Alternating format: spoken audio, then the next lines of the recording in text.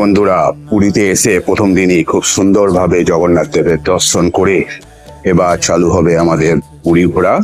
তো জগন্নাথ দেবের দর্শনের পর প্রথম যেখানে গেলাম সেটা হলো মন্দির থেকে যে রাস্তাটা সোজা স্বর্গদ্বারের দিকে যাচ্ছে, তার পা দিকে রয়েছে এদের এই ফেমাস মিল্ক সফি, যেখানে পাওয়া যায় এদের এই বিখ্যাত মালাই রোল।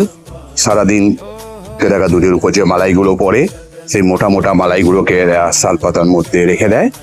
তারপর যখনই কাস্টমার অর্ডার দেয়, সেই মালাইয়ের উপর চিনি, খোয়া ক্ষীর আর রাবড়ি দিয়ে এমনি রোল পাকিয়ে এরা বানায় এই মালাই রোল।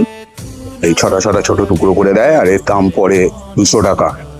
তারপর শাল পাতা করে মুখের মধ্যে দিলে সত্যি অসাধারণ টেস্ট লাগে, ভেতর থেকে রাবড়ি আর ছোট ছোট কাজুর টুকরো।